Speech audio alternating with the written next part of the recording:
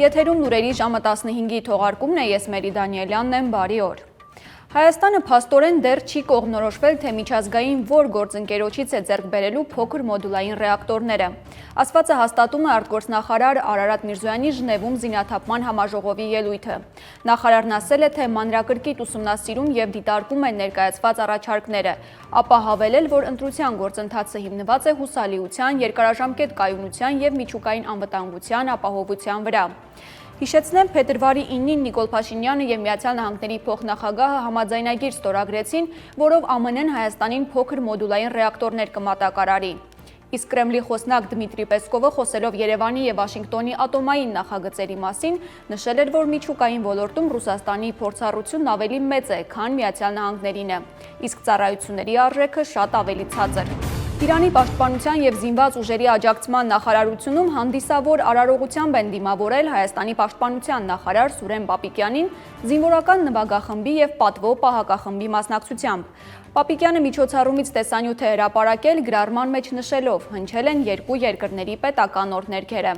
Սուրեն Պապիկյանը հանդիպել է Իրանի իր գործընկեր Ազիզ Նասիրզադեի հետ։ Նախարարները հաստատակամություն են հայտնել շարունակել աշխատանքները երկկողմ հարաբերությունների զարգացման ուղղությամբ, ինչպես նաև քննարկել են փոխգործակցությանը վերաբերող մի շարք հարցեր։ Հիշեցնեմ, Պապիկյանը փետրվարի 23-ին է պաշտոնական այցով ժամանել Իրանի Իսլամական Հանրապետություն։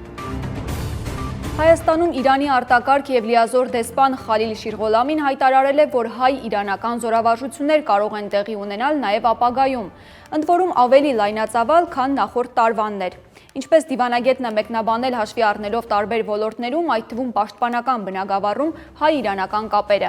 Շիրղոլամիի բնորոշմամբ Հայաստանի եւ Իրանի սահմանը միշտ եղել է խաղաղության խորհրդանիշ եւ այն կարևոր նշանակություն ունի երկու երկրների համար։ Իսկ ռազմական ոլորտում գործակցությունը հիմնված է այդ պատմական կապերի, սահմանների անձեռնմխելիության եւ երկու երկրների տարածքային ամբողջականության պահպանման վրա։ Երկրաշարժ Հայաստանում 2.2 մագնիտուդով ցնցումների օջախը Մասիս քաղաքից 10 կիլոմետր հարավ-արևելք էր։ Փրկարար ծառայությունից հայտնել են, որ ստորգետնյա ցնցումները ավերածությունների չեն հանգեցրել։ Ցնցումները զգացվել են Մասիս քաղաքում, Մղջյան եւ Դվին գյուղերում 2-ից 3 բալ ուժգնությամբ։ Համացանցում արված գրառման համար հերթական քրեական վարույթն է հարուցվել։ Այս անգամ 55-ամյա ախուրյանցի մի կին է մեկ ամսով կալանավորվել, իբր ֆեյսբուքյան էջով բռնության կոչ անելու մեղադրանքով։ Խոսքը վարչապետ Նիկոլ Փաշինյանի դեմ գրառում կատարելու մասին է։ Նրա փաստաբանը լրատվամիջոցների հետ զրույցում նշել է, որ կինը դատարան է տարվել ձեռնաշղթաներով, ինչպես ծանր հանցագործ։ Ըստ տեղեկությունների կինը նախապես դիմել է ոստիկաններին, հայտնել, որ իր անունով ֆեյսբուքում կեղծ օգտահաշիվ են բացել եւ փորձում են վնասել իրեն։ Իսկ երբ նորից է գնացել ոստիկանություն պարզելու, թե ինչ ընթացք է ստացել իր ներկայացրած հաղորդումը, ձերբակալվել է։ Պատմամշակութային ցեղասպանության հերթական դեպքն է արձանագրվել օկուպացված Արցախում։ Ադրբեջանը ամբողջությամբ ավերել է Մարտունի քաղաքի հայրենական մեծ պատերազմի եւ Արցախյան ազատամարտի նահատակների հուշահամալիրը։ Արցախցիների իրավունքների պաշտպանության խորհրդի անդամ Արտակ Մկրտչյանը լուսանկարներ է հրապարակել, ահազանգելով սա նպատակային քաղաքականությունը ջնջելու հայկական հետքը, պատմությունն ու հիշողությունը Արցախում։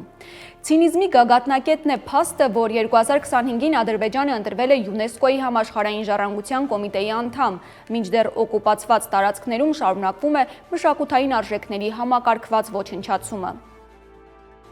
Այսքանը մեր հաջորդ թողարկումը ժամը 17-ին է, կհանդիպենք։